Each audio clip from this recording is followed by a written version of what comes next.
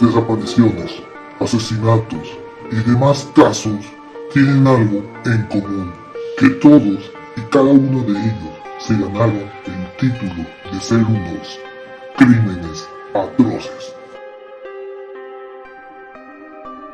Bienvenidos sean a Crímenes Atroces, el podcast en donde cada semana yo, Santiago Quiroz y Abato, les contaré a todos ustedes los casos de crimen real más atroces, macabros, mediáticos, terroríficos y sanguinarios que han marcado la historia de la humanidad. Bienvenidos sean al episodio 100. Sí, 100. Ya llegamos a los 100 capítulos bien recibidos, varias horas de estudio, varios litros de agua o refresco tomados, pero por fin llegamos a los 100 episodios. Y como motivo del episodio 100 les traje un caso que me quería aguantarme hasta septiembre, pero que dije que mejor celebrar el episodio 100 que con este caso que seguramente todos conocen. Ya que cuando hablamos de ataques terroristas, hablamos de ataques planeados por grupos extremistas que quieren dar un mensaje a la humanidad. Hoy mencionaremos uno de los ataques terroristas más grandes de la historia de la humanidad. Estos son los ataques del 11 de septiembre. Sí, 11 de septiembre del 2001 fue cuando la humanidad cambió para siempre. Pero antes conozcamos los antecedentes y los motivos de este terrible ataque. Los orígenes de Al-Qaeda se remontan a 1979, cuando la Unión Soviética invadió Afganistán. Osama Bin Laden viajó al país de Asia Central como voluntario, viendo la guerra como una causa sagrada para ayudar a sus compañeros musulmanes en Afganistán a derrotar a los invasores comunistas. Organizó a sus compañeros mujahidines árabes, los árabes afganos, para resistir a los soviéticos hasta la salida de ese país en 1988. Bajo la dirección de Ayman al-Zawahiri, Bin Laden se volvió más radical. Ya en 1996, Bin Laden emitió su primera fatwa, llamando a los soldados estadounidenses a abandonar Arabia Saudita. En una segunda fatwa, que creo que es como un comunicado, en 1998, Bin Laden describió sus objeciones a la política exterior estadounidense con respecto a Israel, así como la presencia continua de tropas estadounidenses en Arabia Saudita después de la Guerra del Golfo, que fue provocada por Bush padre. Bin Laden usó textos islámicos para exhortar a los musulmanes a atacar a los estadounidenses hasta que se revirtieran los agravios declarados. Los juristas musulmanes comentan, cito, a lo largo de la historia islámica han acordado unánimemente que el jihad es un deber individual si el enemigo destruye los países musulmanes. Esto según Bin Laden. Los responsables del atentado se encuentran Osama Bin Laden, líder de Al-Qaeda, Khalid Sheikh Mohammed, asesor y tío de Ramzi Yousef, el causante de los atentados al World Trade Center en 1993, que ya pronto hablaré, Razmi bin al-Shibin, Abu Turab al-Durruni, Mohamed Atef, Adu Dahdah, Mudir el-Mossadegh, entre otros. Sí, este va a ser otro episodio con nombres largos y extraños que imposibles de pronunciar. La declaración de Osama Bin Laden de una guerra santa contra los Estados Unidos y una fatwa de 1998 firmada por Bin Laden y otros pidiendo el asesinato de estadounidenses son vistas por los investigadores como evidencia de su motivación. En la carta de Estados Unidos de Bin Laden en noviembre del 2002, un año después de los atentados, declaró explícitamente que los motivos de Al-Qaeda para sus ataques incluyen el apoyo de Estados Unidos a Israel, apoyo a los ataques contra musulmanes en Somalia, apoyo a Filipinas contra los musulmanes en el conflicto de Moro, apoyo a la agresión israelí contra los musulmanes en Líbano, apoyo a las atrocidades contra los musulmanes rusas en Chechenia, los gobiernos proestadounidenses en Oriente Próximo, que actúan como sus agentes, están en contra de los intereses musulmanes, apoyo a la opresión contra los musulmanes de la India en Cachemira, la presencia de tropas estadounidenses en Arabia Saudita y las sanciones contra Irak, que vieron más adelante la invasión a Irak. Después de los ataques, Bin Laden y al-Zawahiri publicaron cintas de videos de grabaciones de audio adicionales, algunas de las cuales repitieron esas razones contra los ataques. Dos publicaciones particularmente importantes fueron la Carta a América de Bin Laden en el 2002 y una cinta de video del 2004 de Bin Laden. Bin Laden interpretó a Mahoma que Mahoma había prohibido la presencia permanente de infieles en Arabia. En 1996, Bin Laden emitió una fatwa pidiendo a las tropas estadounidenses que abandonaran Arabia Saudita. En 1998, Al-Qaeda escribió, cito, «Durante más de 7 años, Estados Unidos ha estado ocupando las tierras del Islam en el más sagrado de los lugares, la península arábiga, saqueando sus riquezas, dictando a sus gobernantes, humillando a su pueblo, aterrorizando a sus vecinos y convirtiendo sus bases en la península en una punta de lanza a través de la cual luchar contra los pueblos musulmanes vecinos». De hecho, en una entrevista de diciembre del 99, Bin Laden dijo que sentía que los estadounidenses estaban demasiado cerca de la Meca y consideró esto una provocación a todo el mundo musulmán. Un análisis del terrorismo suicida surgió que sin las tropas estadounidenses en Arabia Saudita, Al-Qaeda probablemente no habría podido hacer que la gente se comprometiera en misiones suicidas. En la fatwa del 98, Al-Qaeda identificó las sanciones a Irak como una razón para matar estadounidenses, condenando el bloqueo prolongado, entre otras acciones que constituyen una declaración de guerra contra Alá. Alá es como decir Dios, su mensajero y los musulmanes.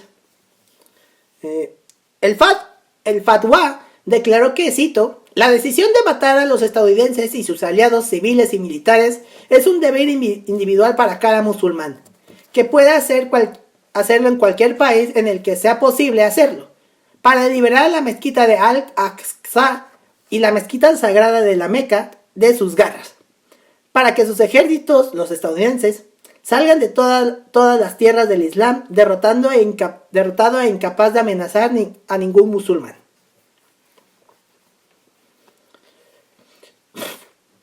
En 2004, Bin Laden afirmó que la idea de destruir las torres se le había ocurrido por primera vez en 1982, cuando fue testigo del bombardeo de Israel de edificios de apartamentos de gran altura durante la guerra del Líbano de 1982. Algunos analistas, incluidos Bearsheimer y Walt, también afirmaron que el apoyo de Estados Unidos a Israel fue uno de los motivos de los ataques.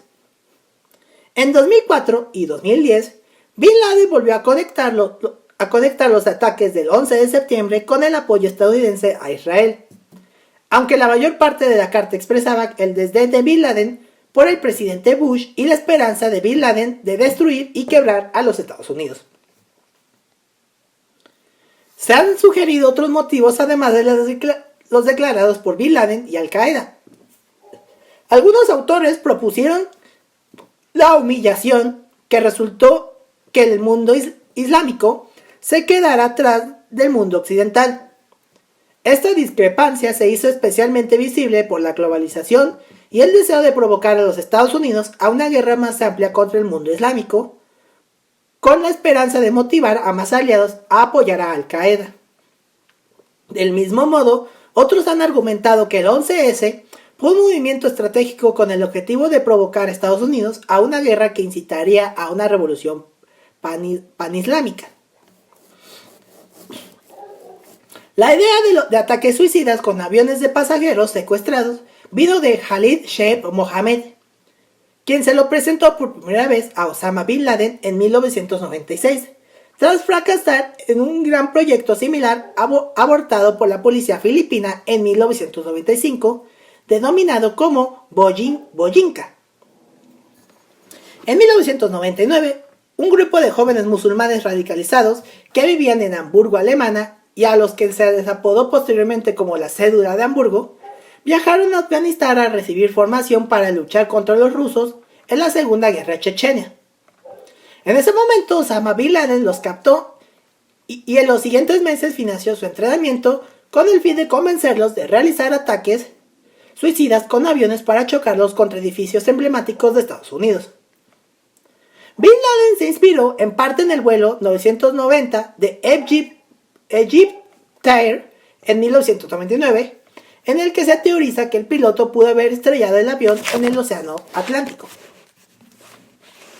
El plan original de los atentados del 11 de septiembre del 2001 era secuestrar 12 aviones, 11 de los cuales serían estrellados contra los siguientes edificios: la Casa Blanca, el Capitolio de los Estados Unidos, el Pentágono, dos contra las Torres Gemelas del World Trade Center en Nueva York, el Empire State Building, la Prudential Tower, la Torre Sears en Chicago, la US Bank Tower en Los Ángeles, la Pirámide Transamérica en San Francisco y el Columbia Center de Seattle.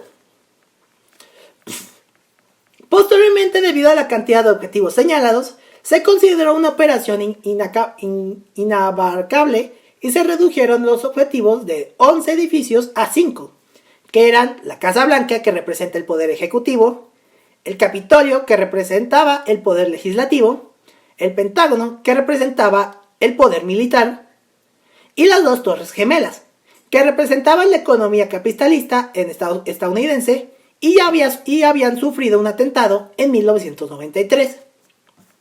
Sin embargo, el quinto avión, el de la Casa Blanca, nunca fue secuestrado porque el piloto suicida que lo iba a dirigir, Zacarias Moussaoudi, fue detenido fortuitamente por el FBI el 16 de agosto del 2001 por cargos de inmigración irregular. Alrededor de 3 semanas antes de los ataques, los objetivos fueron asignados a 4 equipos. El Capitolio tuvo como nombre en clave la Facultad de Derecho, el Pentágono se denominó la Facultad de Bellas Artes, el código del World Trade Center fue la Facultad del Urbanismo, como nombres de universidades. La idea de secuestrar simultáneamente varios aviones no era nueva. En septiembre del 70, sucedieron los secuestros de Dawson Field cuando miembros del Frente Popular para la Liberación de Palestina secuestraron en pocos días 4 aviones comerciales, más un quinto intento de secuestro que fracasó, y los desviaron a Jordania y Egipto. Los rehenes fueron liberados días después y los aviones explotados intencionalmente. En el cine ya se había tratado la idea del choque de un avión contra un edificio en la película Iglesia de Medusa Touch de 1978, y en los 2 capítulos de la serie Los Pistoleros Solitarios, emitidos el 4 de marzo del 2001. Se secuestraba un avión Boeing 727 para estrellarlo contra las Torres Gemelas. Los autores de la masacre de la escuela secundaria de Columbine de 1999 también planearon secuestrar un avión y estrellarlo en Nueva York. Que si quieren escuchar eso, es el episodio 58. En Nueva York ya se había producido 58 años antes el impacto de un avión contra un rascacielos, que fue el choque del B-25 contra el Empire State Building en 1945, con 14 víctimas fatales. Al finales de 1999, el asociado de Al-Qaeda, Ali bin Attash o Khalaj, contactó a Midaj, diciéndole que se reunieran con él en Kuala Lumpur, Malasia. Hassim y Abu Bara al-Yemeni también estarían presentes. La NSA interceptó una llamada telefónica mencionando la reunión, Midhar y el nombre Nawar Hazmi. Si bien la agencia temía que algo nefasto pudiera estar en marcha, no tomó muchas más medidas. La CIA ya había sido alertada por la inteligencia saudí sobre el estado de Midhar y Hazmi como miembros de Al-Qaeda. Y un equipo de la CIA rompió en la habitación de hotel de Midhar en Dubái y descubrió que Midhar tenía una visa estadounidense. Si bien Alec Station alertó a las agencias de inteligencia de todo el mundo sobre este hecho, no compartió esta información con el FBI. La rama especial de Malasia observó la reunión del 5 de enero del 2000 de los 2 miembros de Al-Qaeda e informó a la CIA de que Midhar, Hazmi y Khalaj volaban a Bangkok, pero la CIA nunca notificó a otras agencias de esto, ni le pidió al Departamento de Estado que pusiera a Midhat en su lista de vigilancia. Un enlace del FBI con Alec Station pidió permiso para informar al FBI de la reunión, pero se le dijo, cito, «Esto no es asunto del FBI». A finales de junio, el alto funcionario antiterrorista Richard Clarke, el director de la CIA, George Tenet, estaban convencidos de que una serie importante de ataques estaba a punto de venir. Aunque la CIA creía que los ataques probablemente ocurrirían en Arabia Saudita o Israel. A principios de julio, Clarke puso a las agencias nacionales en alerta total, diciéndoles, cito, «Algo realmente espectacular va a suceder aquí pronto». Pidió al FBI y al Departamento de Estado que alerten a las embajadas y departamentos de policía y al Departamento de Defensa que vayan a Trade Condition Delta. Clarke escribió más tarde, cito, «En algún lugar de la CIA había información de que 2 conocidos terroristas de Al-Qaeda habían entrado a los Estados Unidos. En algún sitio del FBI había información de esas cosas, de que cosas extrañas habían estado sucediendo en las escuelas de vuelo en los Estados Unidos. Tenían información específica sobre terroristas individuales de las que podrían haber deducido lo que estaba a punto de suceder. Nada de esa información me llegó a mí o a la Casa Blanca». El 13 de julio, Tom Wilshire, un agente de la CIA, asignado a la División de Terrorismo Internacional del FBI, envió un correo electrónico a sus superiores del Centro de Contraterrorismo de la CIA solicitando permiso para informar al FBI que Hazmi estaba en el país y que Midhat tenía una visa estadounidense, pero la CIA nunca respondió. El mismo día de julio, Margaret Gillespie, analista del FBI que trabajaba en CTC, recibió la orden de revisar el material sobre la reunión de Malasia. No se le informó de la presencia de la participación de los Estados Unidos. La CIA le pidió a Gillespie fotos de vigilancia de Midhat y Hazmi de la reunión para mostrarles al FBI contra terrorismo, pero no le dijo su importancia. La base de datos Interlink le informó que no compartiera material de inteligencia sobre la reunión con investigadores criminales. Cuando le demostraron las fotos al FBI, se le negaron más detalles sobre su significado y no se le dio la fecha de nacimiento a Midhat ni su número de pasaporte.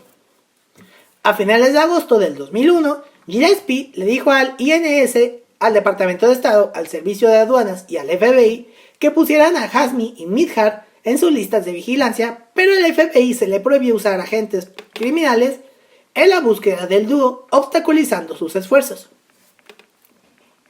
También en julio, un agente del FBI con sede en Phoenix envió un mensaje a la sede del FBI, a la estación Alec y a los agentes del FBI en Nueva York, alertándolos sobre la posibilidad de un esfuerzo coordinado de Osama Bin Laden para enviar estudiantes a los Estados Unidos para asistir a universidades y colegios de aviación civil. El agente Kenneth Williams sugirió la necesidad de entrevistar a todos los gerentes de las escuelas de vuelo e identificar a todos los estudiantes árabes que buscan entrenamiento de vuelo.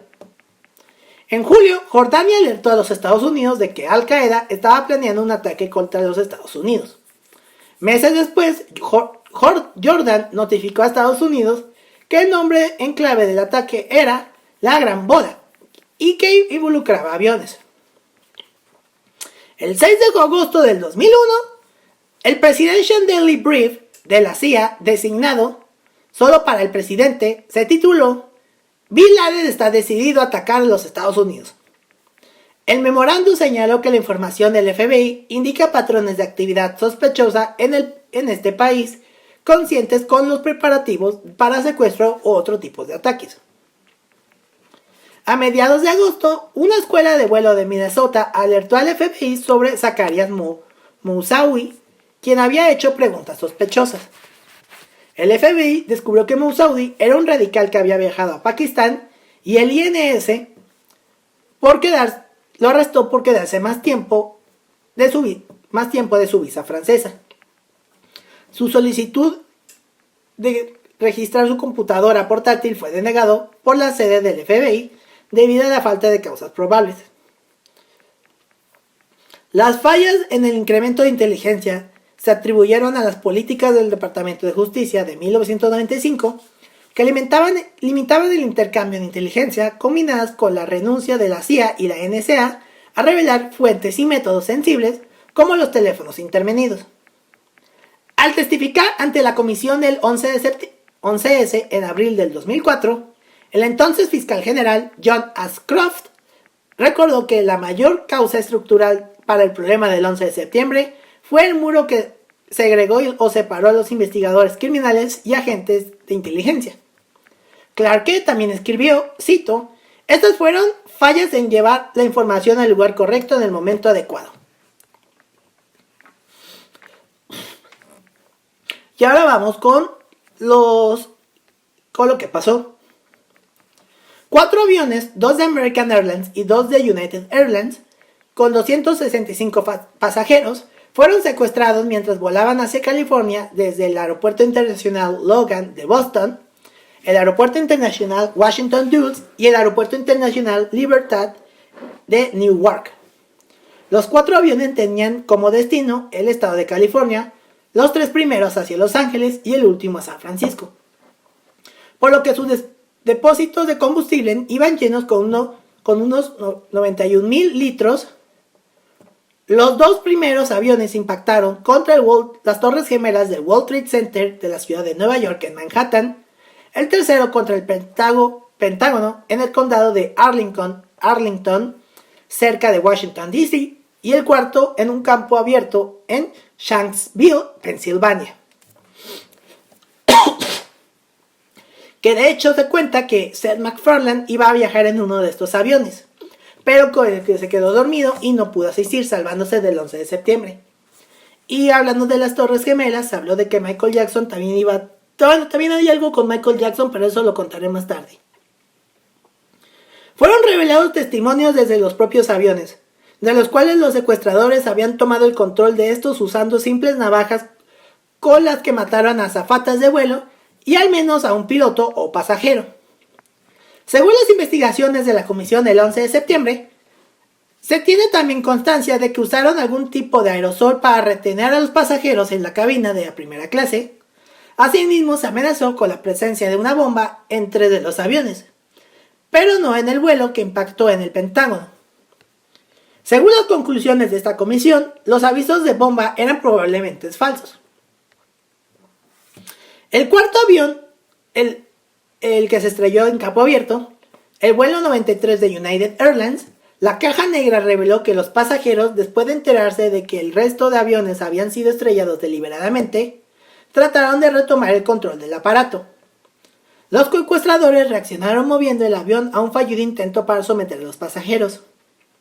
De acuerdo con la grabación del 911, uno de los pasajeros, Todd Bember, pidió a la persona con quien hablaba por teléfono que realizara con él y al finalizar simplemente "Let's roll". Poco después el avión se estrelló en un campo cercano a Shanksville, en Pensilvania, a las 10:03 de la mañana, hora local. Existe un debate acerca del momento exacto en el que el avión chocó contra el suelo, ya que los registros sísmicos marcan el impacto a las 10:06.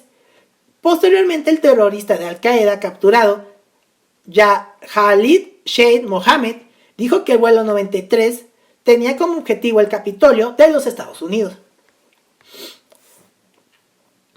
La exclamación póstuma de Bember comenzó a ser ampliamente usada en los Estados Unidos después de los ataques. De hecho, el cantautor Neil Young compuso una canción con ese título como tributo a las víctimas. Por su parte, la viuda de Bember patentó la frase como marca registrada, la de "Let's roll".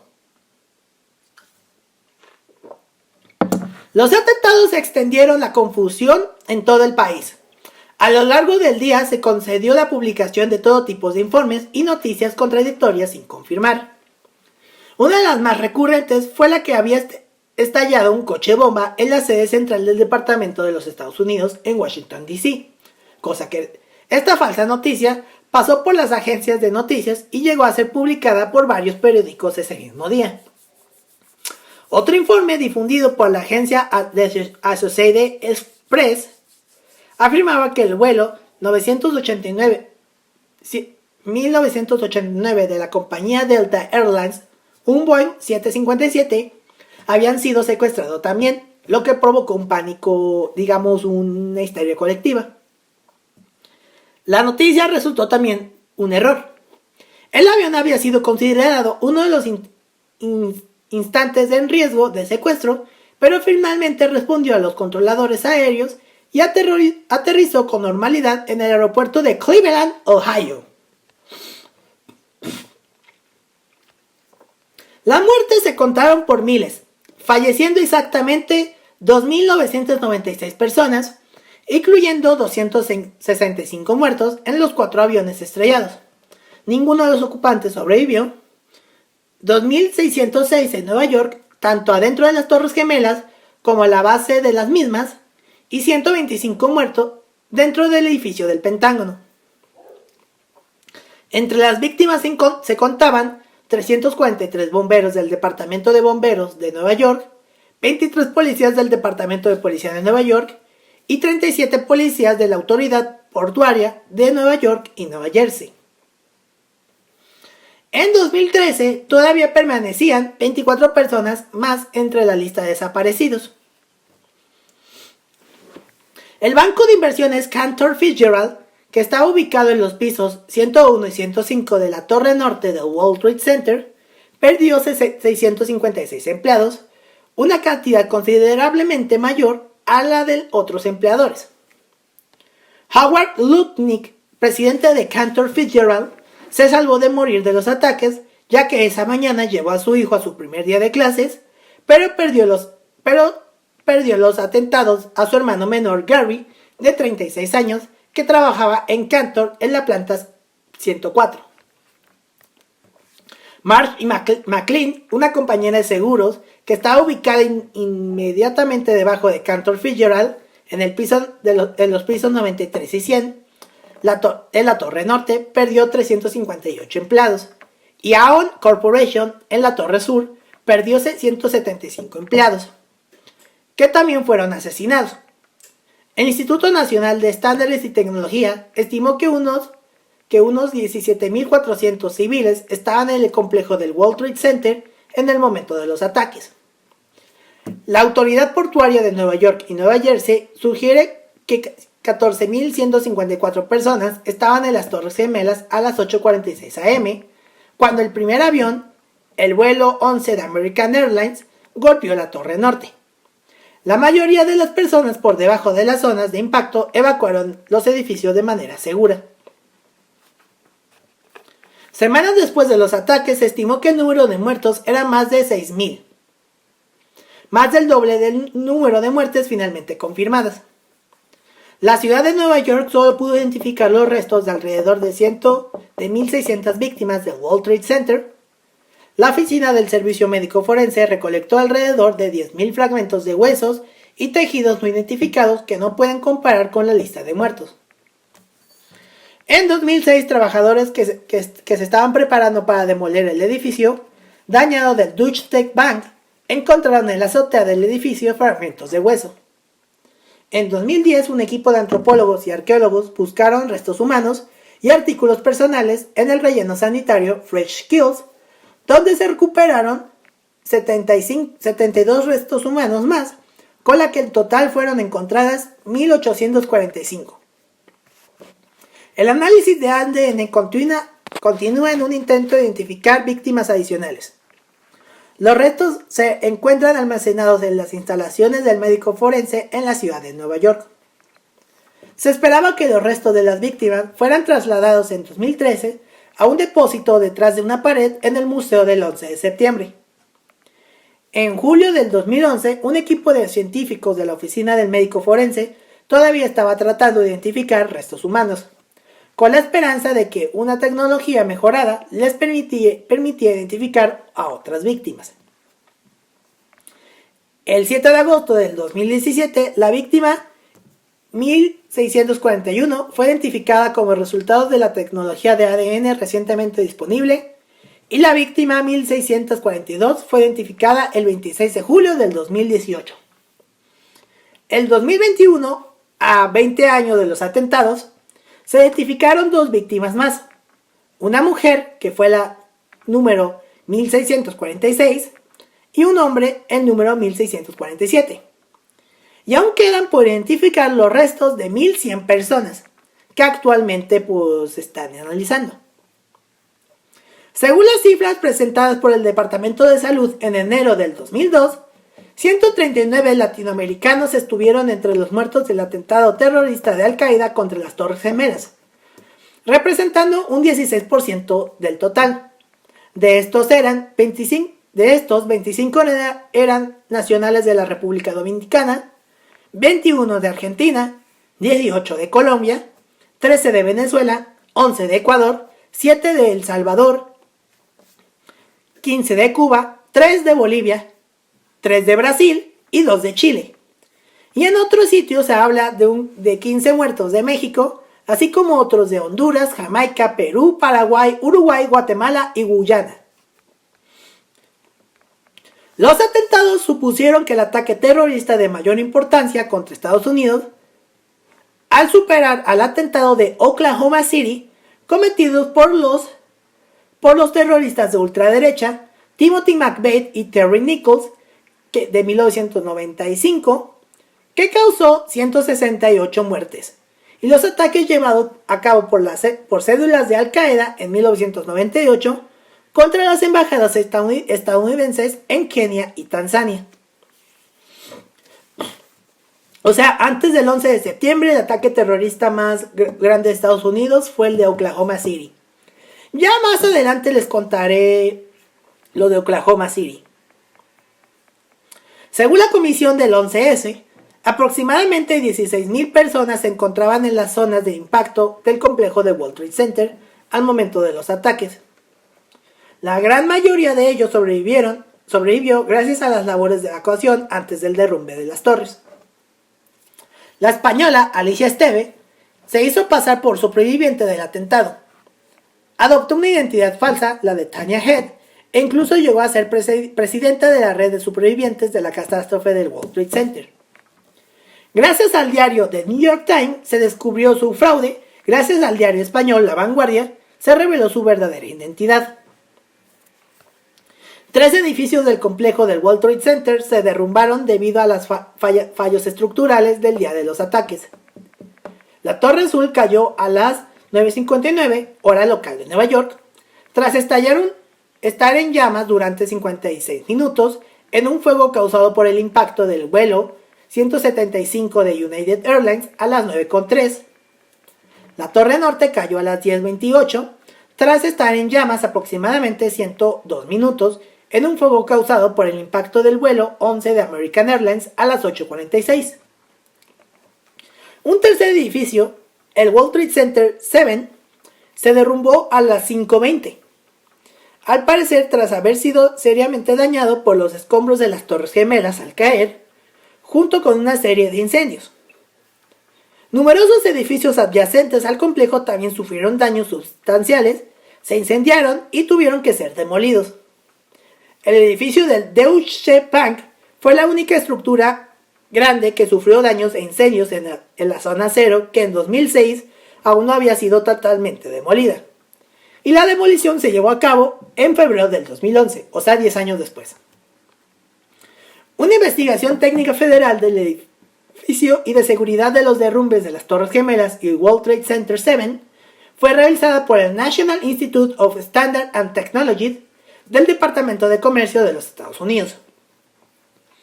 Los objetivos de esta investigación, que tomó en cuenta la construcción del edificio, los materiales usados y las condiciones técnicas que contribuyeron al derrumbe, se dieron por cumplidos el 6 de abril del 2005. La investigación estableció una serie de bases para mejorar los criterios con el que los edificios son diseñados, construidos y mantenidos y usados, mejorar las herramientas y las indicaciones para la industria de la construcción y para los responsables de seguridad, revisiones de los reglamentos de incendios de los edificios estándares y prácticos y mejore la seguridad pública. El informe concluye que la protección contra incendios de las infraestructuras de acero de las Torres Gemelas salió desprendida con el impacto inicial de los aviones y aunque, si esto no hubiera ocurrido, las torres probablemente habrían permanecido erguidas.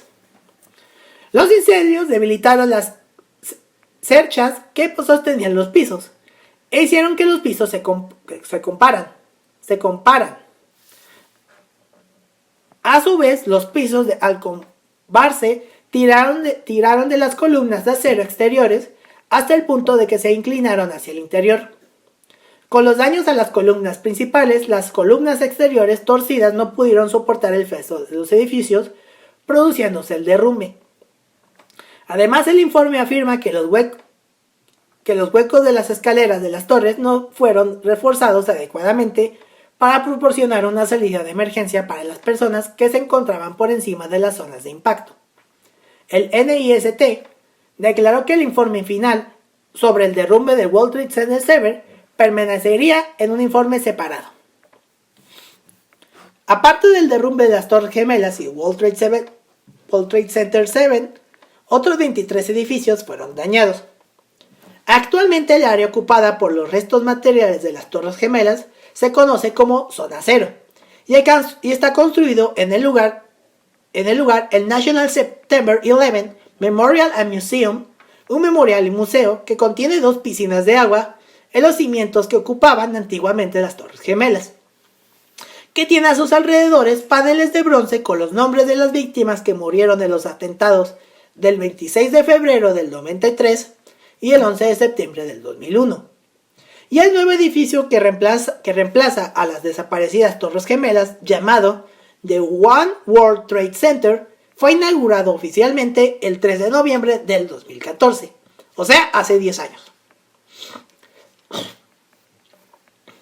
Aparte de las 2 Torres Gemelas, las 110 plantas de cada una, 5 edificios del World Trade Center resultaron destruidos o seriamente dañados, entre ellos el World Trade Center 7 y el Hotel Marriott, 4 estaciones del metro de Nueva York y la Iglesia Cristiana Ortodoxa de San Nicolás. En total en Manhattan, 32 edificios fueron dañados. Más tarde, el Deutsche Bank Building, situado en el Liberty Street y Borough of Manhattan Community College, Friedman Hall, en el 30 de West Broadway, tuvieron que ser demolidos debido al estado en que quedaron que los hacía inhabitables. Actualmente están en la espera de ser reconstruidos. Varios equipos de comunicaciones también sufrieron daños. Sin ir más lejos, la antena de telecomunicaciones de la Torre Norte cayó con su derrumbe, mientras que otras antenas de radio de torres colindantes resultaron gravemente dañadas. El condado de Arlington, una porción del Pentágono, fue gravemente dañada por el fuego y el impacto del avión. A cabo de un rato, una sección entera del edificio se derrumbó. 19 hombres árabes embarcaron en los 4 aviones, 5 en cada uno, excepto en el vuelo 93 de United Airlines, en el que viajaron 4 secuestradores. De los atacantes, 15 eran de Arabia Saudita, 2 de Emiratos Árabes Unidos, 1 de Egipto y 1 de Líbano. En general, eran personas con estudios y procedentes de familias acomodadas. La lista completa es: en el vuelo 11 de American Airlines iban Mohamed Atta, Walid al-Sheri, Abdulaziz al-Omari y Satam al-Sukami. En el vuelo 175 de United Airlines iban Marwan al-Sheikh, Fayez Ban Himad, Mohan al-Sheri, Hasma al-Hamid, Gamid Ahmed al-Hamid. En el vuelo 75 de American Airlines iban Hani Hanjur, Khalid al-Mihdah, Mahed Mohed, Nawaf al-Hazmi, Salem al-Hazmi. Y en el vuelo 93 de United Airlines iban Siad Yarad, Ahmed al-Haznui, Ahmed al-Nami y Said al-Ghamid. Perdonen si pronuncié mal, pero estos nombres son imposibles de pronunciar, perdónenme. 27 miembros de la organización terrorista Al-Qaeda trataron de entrar a los Estados Unidos para formar parte de los atentados, pero muchos de ellos fueron arrestados o sus visas para acceder al país fueron denegadas. Finalmente, solo 19 miembros de Al-Qaeda tuvieron éxito en los trámites de sus visas y fueron los que participaron en los ataques. Los otros 8 son llamados a menudo el 20º secuestrador. Ramzi bin Laden supuestamente quería formar parte de los ataques, pero él fue negado el visado para entrar al país. Mohamed Al-Qahtani, ciudadano de Arabia Saudita, pudo también haber planeado unirse a los secuestradores, pero autoridades de Servicio de Inmigración y el Control de Aduanas de Estados Unidos, en el Aeropuerto Internacional de Orlando, denegaron su entrada al país. Fue capturado posteriormente en Afganistán y hecho prisionero en Guantánamo. Zakaria Moussaoui, según se informó, fue considerado como un posible reemplazo de Ziad Sharat, cuando éste amenazó con abandonar debido a las tensiones entre los secuestradores. Se supone que la dirección de Al-Qaeda no confiaba en él y se desechó de la idea. Fue arrestado el 16 de agosto del 2001, 4 semanas antes de los ataques por asuntos de migración, aunque los agentes del FBI creyeron que tenía intenciones violentas. Había recibido entrenamiento de vuelo ese mismo año. En abril de 2005 se declaró culpable de conspirar para el secuestro de aviones y de participación en Al-Qaeda, pero negó tener conocimiento de los ataques del 11S. Moussaoui afirmó en marzo del 2006 que bajo la dirección personal de Osama Bin Laden y en colaboración con Richard Reed, debía secuestrar un quinto avión y estrellarlo contra la Casa Blanca. Sus abogados defensores dijeron que se trataba de una fantasía de Moussaoui y que nunca fue operativo de Al-Qaeda. En un video de mayo del 2006, Osama Bin Laden afirmó que Moussaoui no tenía conexión alguna con los sucesos del 11 de septiembre y que él lo sabía porque fue responsable de la confianza de 19 hermanos que llevaron a cabo el ataque. El 3 de mayo de 2006, un juzgado federal rechazó la pena de muerte para los acusados y los condenó a 6 cadenas perpetuas en prisión sin libertad condicional. En su juicio, el agente del FBI, Greg Jones, testificó con anterioridad a los ataques. Ya había avisado a su superior, Michael Buckley, de que evitara que Zakaria Moussaoui estrellara un avión contra el World Trade Center. Maltby se había negado a actuar en 70 peticiones de otro agente, Harry Smith, para poder buscar en el ordenador de Moussaoui. Otros miembros de Al-Qaeda que intentaron participar pero no lo lograron fueron Saed Al-Ghamid, no confundir con el secuestrador del mismo nombre que se intervinió, Musadib Al-Hamlin, Zakaria Sesab, Ali Abdul Aziz Ali y Atwik bin Atash. Según el informe de la comisión del 11S, Khalid Sheikh Mohammed, autor intelectual del ataque, quería echar al menos a algún miembro del equipo. A Khalid al-Midar, pero Osama Bin Laden se opuso. Los ataques tuvieron un impacto significativo en los mercados estadounidenses y mundiales. La Reserva Federal redujo temporalmente sus contactos con bancos por la falta del equipo perdido en el distrito financiero de Nueva York. En horas se recuperó el control sobre el suministro de dinero con la consecuente liquidez para los bancos.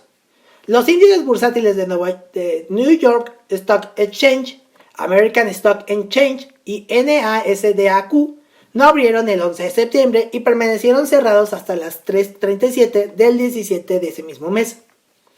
Los sistemas del NISE no fueron dañados por el ataque, pero los daños a las redes telefónicas del sistema financiero del World Trade Center impidieron que funcionaran.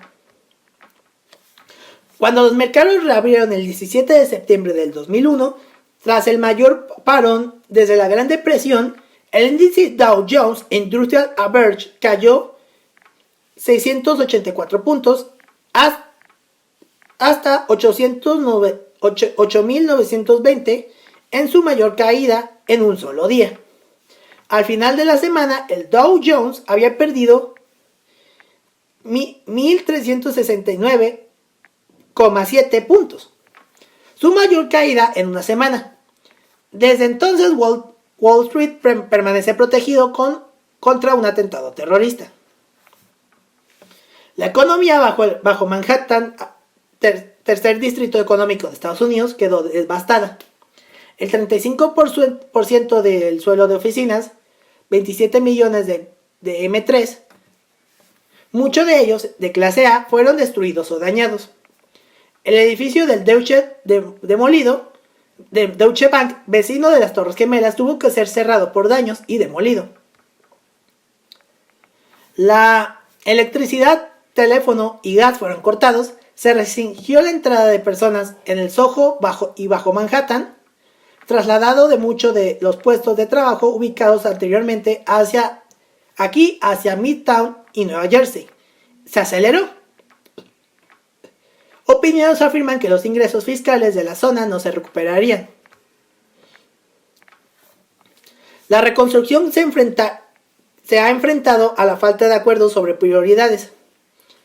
Por ejemplo, el alcalde Bloomberg hizo la candidatura de Nueva York para los Juegos Olímpicos de 2012 el eje de su plan de desarrollo 2002-2005, mientras que el gobernador Pataki delegó en la Corporación para el Desarrollo del Bajo Manhattan, duramente criticado por los escasos logros obtenidos con los amplios fondos recibidos.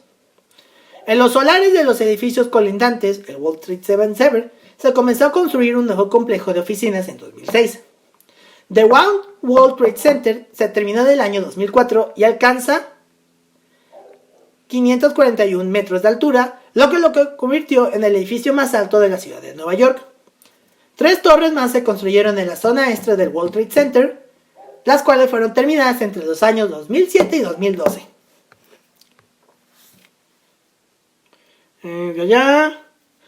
Las pérdidas del sector aéreo fueron significativas. El espacio aéreo estadounidense permaneció cerrado durante varios días por primera vez en su historia y en varios países como Canadá. Tras su reapertura, las compañías aéreas sufrieron una disminución de su tráfico.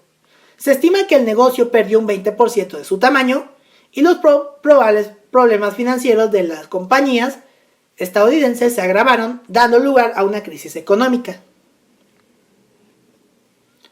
La economía estadounidense entró en una fase de recesión desde el 2001 como resultado de la inseguridad y la desconfianza creciente en la seguridad del mundo occidental después de una década de crecimiento prácticamente ininterrumpido.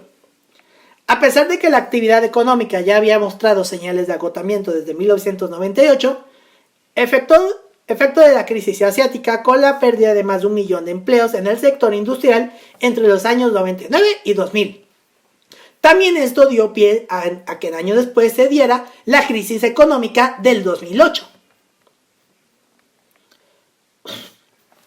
Los ataques terroristas agravaron la situación al reducirse fuertemente el consumo como consecuencia del estado de psicosis de la población que evitaba visitar sitios concurridos o viajar. El sector aéreo fue uno de los más afectados, pues la demanda de vuelos comerciales se redujo drásticamente, debido sobre todo al temor de que se repitieran las acciones terroristas y también a la resistencia del público a someterse a medidas rigurosas de seguridad en los aeropuertos. En un intento por aliviar la situación, el Congreso aprobó un paquete financiero de 15,000 millones de dólares para el sector aéreo, en tanto que el gobierno de Bush adelantó un recorte adicional de los impuestos para revitalizar el consumo, y esta medida tuvo efectos negativos en el presupuesto, ya de por sí mermado por los gastos de la guerra. Ya que después de lo del 11 de septiembre fue cuando en 2003 Bush mandó su invasión a Irak. Y también dio pie a que fue el culpable de la crisis económica del 2008. También tuvo efectos en la salud. Los miles de toneladas de escombros tóxicos resultaron en la caída de las Torres Gemelas. Están compuestos por un 50% de material no fibroso y escombros de construcción, un 14% de vidrio y fibra, un 9,2% de celulosa y un 0,% de asbesto, polvo y mercurio. Además, se liberaron niveles sin precedentes de dioxinas e hidrocarburos policíclicos aromáticos en los fuegos que ardieron durante los 3 meses siguientes. Esto causó varias enfermedades en los equipos de rescate y reconstrucción que trabajaron en la zona cero, incluyendo la muerte del agente James Sardoga. Los efectos se han extendido también en la salud de los habitantes del Bajo Manhattan y a la cercana Chinatown. Según una especulación científica, la exposición a varios productos tóxicos y los contaminantes del aire circundantes a las Torres Gemelas tras el derrumbe del World Trade Center podrían tener efectos negativos en el desarrollo fetal. Debido a este riesgo potencial, un notable centro de salud de niños está actualmente analizando a los hijos de madres que estaban embarazadas durante el derrumbe del World Trade Center y que vivían o trabajaban cerca de las de las torres. El personal de este estudio evalúa que los niños usando test psicológicos cada año y entrevista a las madres cada 6 meses. El propósito del estudio es determinar si hay diferencias significativas en el desarrollo y la salud de los niños de las madres que estuvieron expuestos a los productos tóxicos frente a niños cuyas madres no estuvieron expuestas a la contaminación. En mayo del 2007, el máximo responsable forense de Nueva York, Charles F. Hirst, admitió que la muerte de una abogada se debió a la exposición a la nube tóxica, lo que constituyó el primer reconocimiento oficial de una muerte como consecuencia del polvo tras la caída de las Torres Gemelas, declarando que, cito, casi con toda certeza más allá de una dudosa razonable, la exposición al polvo del World Trade Center contribuyó a la muerte de Don Jones. Un total de 7.300 trabajadores de la zona cero presentaron denuncias y reclaman compensaciones a la ciudad por la exposición y manipulación de las sustancias tóxicas de las torres. También, esto no lo mencioné, tiempo después de los ataques del 11 de septiembre, hubo una cosa llamado el ataque con Anthrax, que enviaron paquete con este polvo y atacaron a algunas personas. Ya pronto hablaré de los ataques de Anthrax del 2001. El FBI, trabajando junto al Departamento de Justicia de los Estados Unidos, identificó a 19 secuestradores fallecidos en apenas 72 horas. Poco habían tratado de ocultar sus nombres o tarjetas de crédito y eran casi los únicos pasajeros de origen árabe en los vuelos. Así, el FBI pudo determinar a sus nombres y en muchos casos detalles como la fecha de nacimiento, las residencias conocidas o posibles, el estado del visado y la identificación específica de los sospechosos pilotos. El FBI publicó fotos de los 19 secuestradores junto con la información sobre las posibles nacionalidades y sus apodos.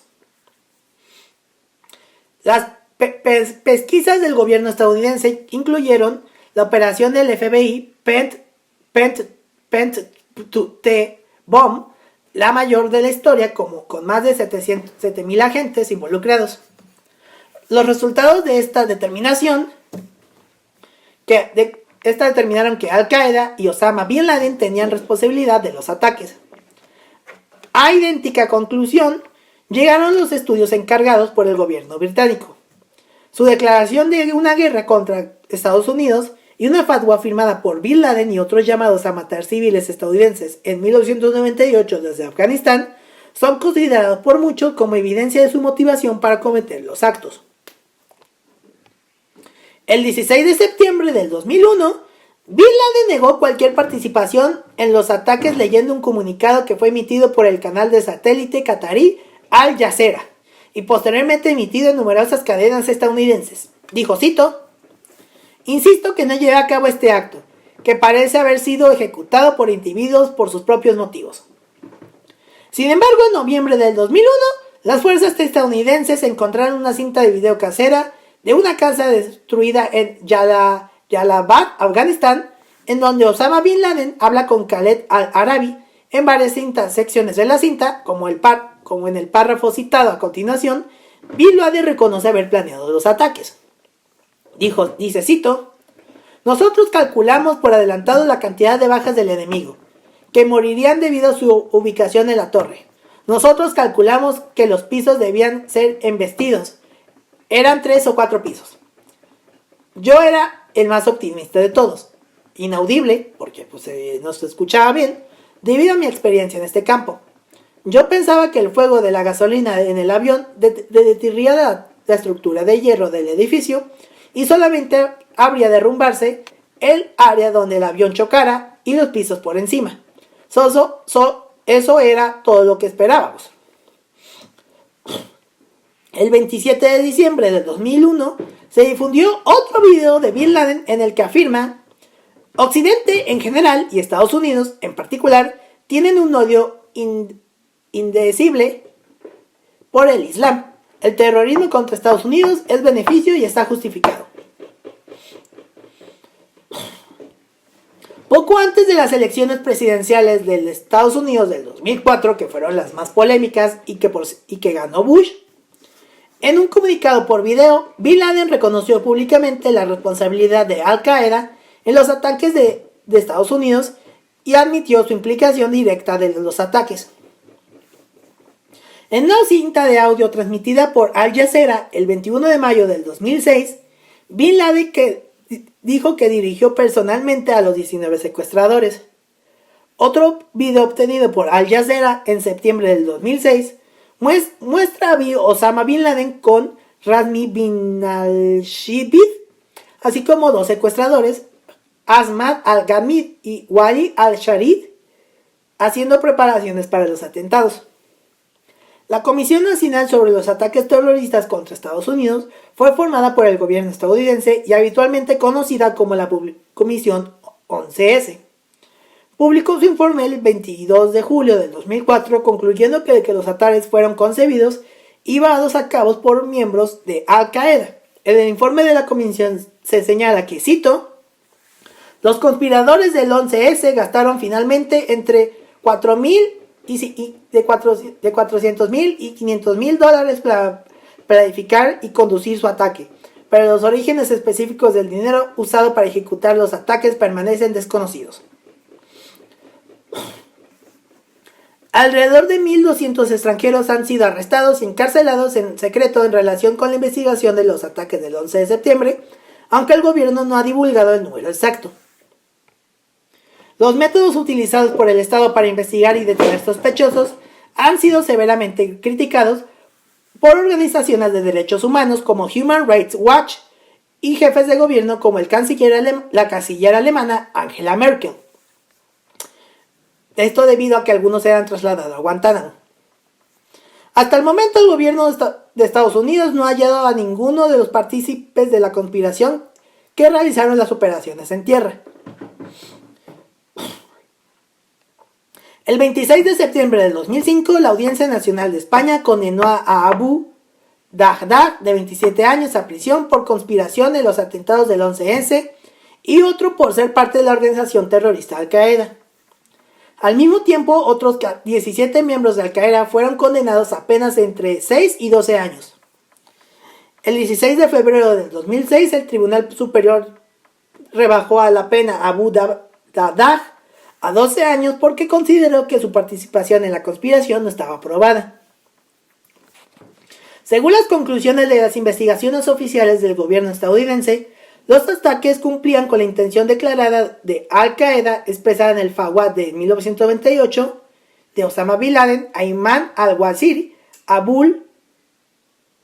Abu Yasir Rifa Ahmed Taha, Sheikh Mir Mahnad y Fazlur Rahman, emitido por el movimiento yihadista de Bangladesh, Emir Rahman. La carta en la que se enlistan los 3 crímenes y pecados cometidos por los estadounidenses, en opinión de sus autores, contenían los siguientes motivos de los ataques: apoyo militar estadounidense a Israel, ocupación militar de la península arábica por Estados Unidos y agresión estadounidense contra el pueblo de Irak. En la misma carta se estableció que los Estados Unidos saquean los recursos de la península arábiga dicta la política a seguir a los gobernantes de dichos países, apoya regímenes y monarquías abusivos que oprimen a su propia gente, tiene en base e instalaciones militares en la península arábiga, violando así su tierra santa con el fin de atemorizar a los estados vecinos, intento de dividir a los estados árabes con el final de debilitarlos como fuerza política, apoya a Israel y desea distraer a la opinión mundial de la ocupación de los terroristas palestinos. Díganos algo que no supiéramos ya de Estados Unidos. La primera guerra del Golfo y el posterior embargo sobre Irak y el bombardeo de este país por Estados Unidos son citados en la Carta del 98 como prueba de esas alegaciones. Para desaprobación de musulmanes modernos, la Fatwa cita textos islámicos como exhortación de la acción violenta contra militares y ciudadanos estadounidenses, hasta que los agravios alegados se solucionen, estableciendo que los ulemas a lo largo de la historia han estado de acuerdo con el iyad, que el iyad es un deber individual si los enemigos destruyen los países musulmanes. Unas declaraciones de Al-Qaeda grabadas tras el atentado del 11 de septiembre confirmaron las suposiciones estadounidenses sobre la autoría. En un video de 2004, aparentemente reconociendo la responsabilidad de los ataques, Bin Laden afirmó que la guerra del Líbano de 1982, de la que considera responsable a los Estados Unidos, le impulsó alrededor a desarrollar los atentados. En el video también hizo saber que con ellos quería restaurar la libertad de nuestra nación para castigar al agresor e infligir daños a la economía estadounidense.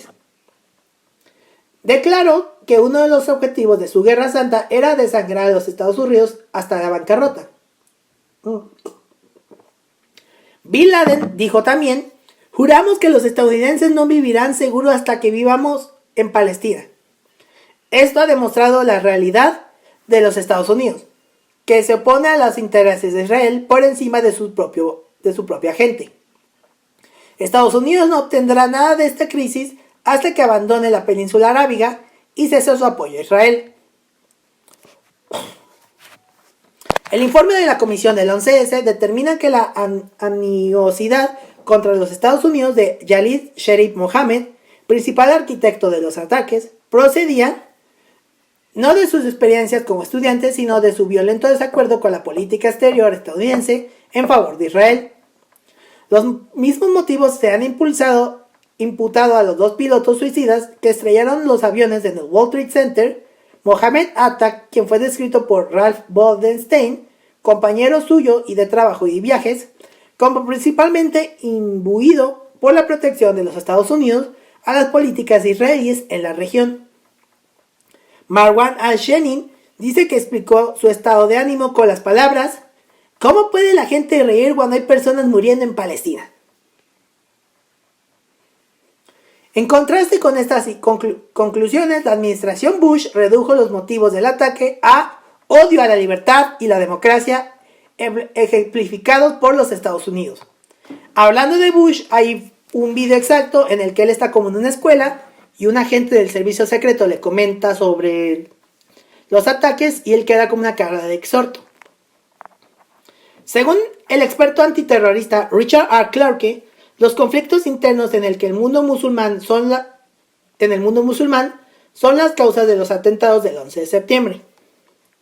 Específicamente, Bin Laden y los otros residentes de Arabia Saudita y Egipto creen que la mayoría de los gobiernos de Occidente Próximo son apóstatas que no siguen su modelo de piedad islámica, dado que ninguno es un califato inspirado por el teólogo egipcio Sharif Qutb. Bin Laden y sus seguidores sostienen que un deber para los musulmanes es establecer un califato en Oriente Próximo.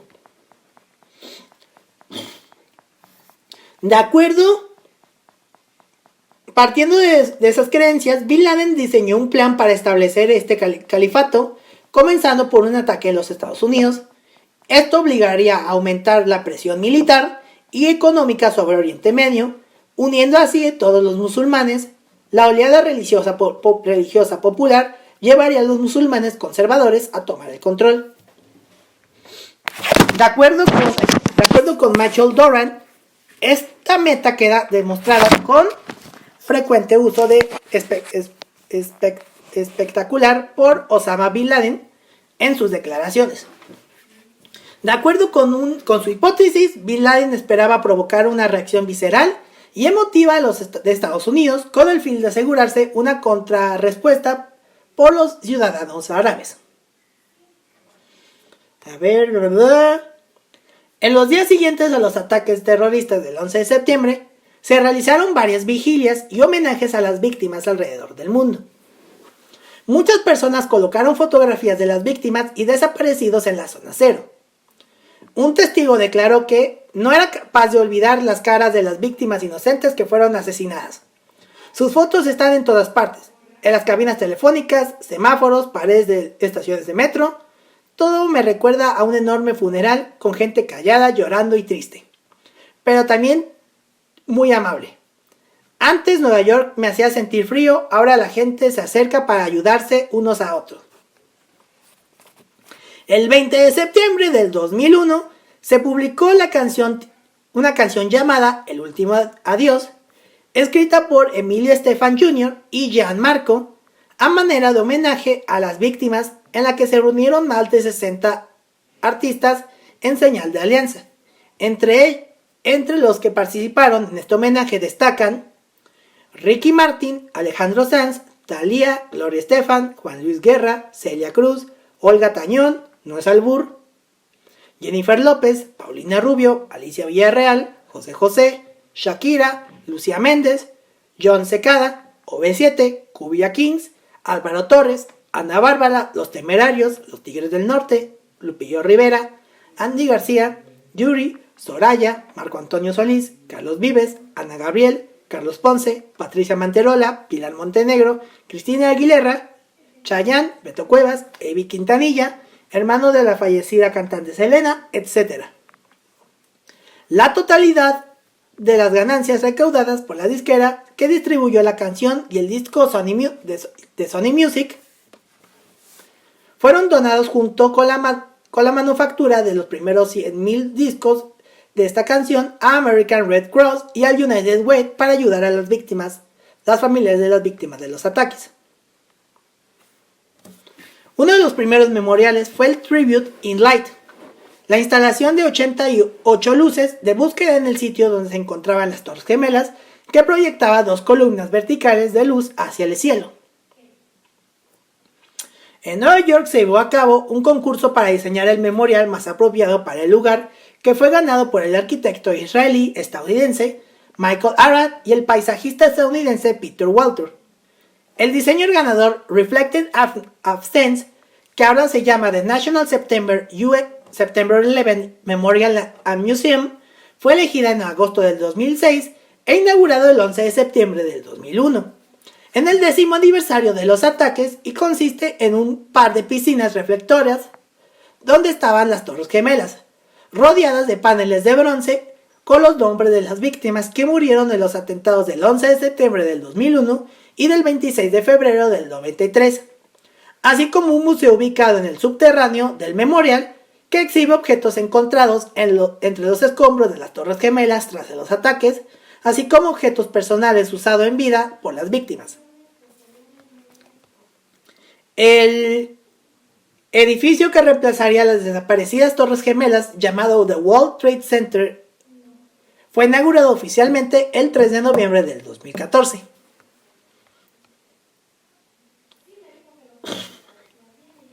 En el 7º aniversario de los ataques, el 11 de septiembre del 2008, se completó la construcción y se abrió al público el Pentagon Memorial. Consiste en un parque de 184 bancos que representan el número de víctimas que tuvo el atentado en el lugar donde el avión impactó el Pentágono. Cuando el edificio se reparó a finales del 2001 e inicio del 2002, se incluyeron una capilla privada y un memorial interno localizados en el punto donde se estrelló el vuelo 77 de American Airlines. En Shanksville, Pensilvania, se construyó el Memorial Nacional al vuelo 93, que incluye un círculo de árboles que rodea la zona donde se estrelló el avión del vuelo 93 de United Airlines. con 40 carrillones que llevan escritos los nombres de las víctimas. También se construyó un memorial de forma temporal a 457 metros del choque. Los bomberos de la ciudad de Nueva York donaron un memorial del departamento de bomberos de Shanksville. Se trata de una cruz hecha de acero del World Trade Center sobre una plataforma con forma del Pentágono. Fue instalado frente a la central de bomberos el 25 de agosto del 2008. En cada aniversario del 11 de septiembre en la ciudad de Nueva York, en el National September 11 Memorial y Museum, lugar donde se encontraban las Torres Gemelas del World Trade Center, se leen los nombres de las víctimas que murieron en los ataques con música fúnebre de fondo. El presidente de los Estados Unidos en turno, desde Bush hasta Joe Biden, por su parte, asiste a un servicio conmemorativo en el Pentágono. En Shanksville, Pensilvania, se llevan a cabo servicios más pequeños a los que suele asistir la primera dama. La fundación Wikimedia abrió también un wiki dedicado a los atentados que fue cerrado el 15 de septiembre del 2006. Hablando también de eventos deportivos, cuando fue el Super Bowl del 2002, en febrero del 2002, la banda U2 hizo en su presentación proyectó los nombres de las personas fallecidas y Bono, que es considerado como un humanista bueno, en su chamarra tenía la bandera estadounidense como respeto a la nación por los atentados. Hablando de Michael Jackson, también sacó una canción y hablando de él también iba a estar presente en uno de los edificios, pero como se quedó dormido, al final no fue. También se han realizado muchas películas y documentales sobre los ataques del 11 de septiembre del 2001, así como conciertos homenajes en memoria de las víctimas que murieron. Entre las películas más destacadas y documentales se encuentran United 93 y World Trade Center, que en una de estas participa Michael Peña, que es Luis de Ant-Man, y Nicolas Cage. También está el documental de Michael Moore, Fahrenheit 9/11. Apareció en un episodio de Mayday Catástrofes Aéreas y National Geographic sacó el programa 11S 10 años después. Que también tuvo un efecto en el cine, ya que muchas películas retrasaron su estreno y otras que fueron grabadas que tenían como grabación Nueva York, tenían las torres, fueron regrabadas. Que de hecho hay una curiosidad, si ustedes recuerdan el teaser trailer de la película de Spider-Man de Tobey Maguire, la primera, el teaser mostraba que un avión estaba en un helicóptero de criminales, quedó atrapada en una red entre las dos torres gemelas. Y existen de hecho fotografías de la primera película de Spider-Man, donde los ojos de Spider-Man se muestran las torres gemelas. Esas fueron eliminadas después de los ataques del 11 de septiembre. A partir de 2018, las nuevas tecnologías de análisis de ADN están ayudando a identificar a más víctimas. Investigadores del laboratorio criminalístico más grande del mundo lograron los avances a volver a examinar fragmentos óseos que habían estudiado muchas veces antes sin éxito. Esta técnica, que consiste en limpiar el hueso, pulverizar hasta convertirlos en polvo, agregar productos químicos, incubar la muestra y depositarla en una máquina automática que extrae todo el ADN recuperable del material dañado, se ha denominado Protocolo World Trade Center y ha sido utilizada para ayudar a identificar víctimas de accidentes de ferrocarriles, aviones y de ataques terroristas en diversos países. Pero desde que se produjeron los atentados han surgido varias teorías conspirativas que sostienen que las conclusiones alcanzadas en la investigación oficial no resultaron consistentes en los hechos.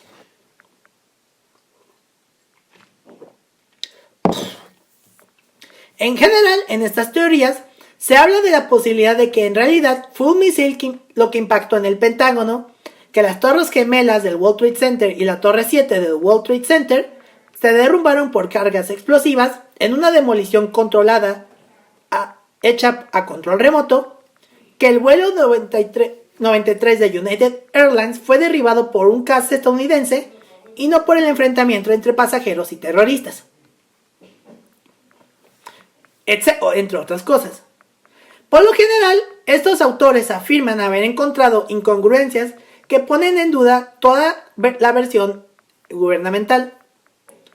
Algunas de las supuestas inconsistencias que los críticos mencionan serían el hecho de que en teoría era imposible de que un avión pudiera acercarse al Pentágono sin accionar las defensas antiaéreas y que el FBI hubiera localizado el pasaporte intacto de uno de los terroristas dentro de los restos humeantes del World Trade Center. Otras incongruencias están basadas en las irregularidades económicas acaecidas antes, durante y después de los atentados, ya que de hecho un día antes se dio la desaparición de millones de dólares. En cuanto a los autores, algunas de estas teorías sostienen que algunos miembros del gobierno de los Estados Unidos ya conocían los planes de Al Qaeda de atacar al World Trade Center, pero no hicieron nada para evitarlo.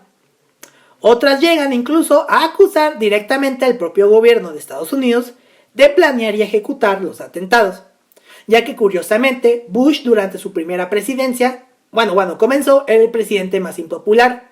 Entonces ocurrieron los atentados, su popularidad creció y por eso fue reelegido en el 2004.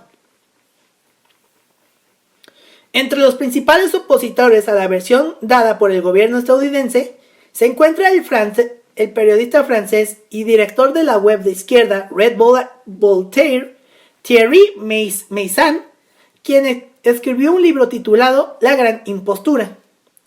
En su trabajo, Meyssan exhibe una serie de razones y argumentos por los que, según él, no es posible dar la versión gubernamental. Otro de los acérrimos críticos es el profesor estadounidense David Ray Griffin, el autor del libro Desenmascarando el 11S, donde hace un análisis punto por punto de los hechos ocurridos el 11 de septiembre del 2001. Griffin afirma haber encontrado al menos 115 fallos lógicos graves en la versión oficial de los atentados. Y así hay muchas teorías conspirativas que no puedo decir porque algunas son ridículas. Y bueno, este fue el caso de los atentados del 11 de septiembre del 2001. Uno de mis casos favoritos. Lo iba a contar en su momento, pero dije, bueno, vamos a llegar a los 100 episodios y qué mejor que contarlo para el especial del episodio 100.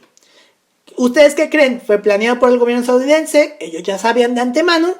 No sé, con eso de que luego Estados Unidos les venden armas a otros países y luego sin querer crean organizaciones terroristas, eso no me lo extrañaría.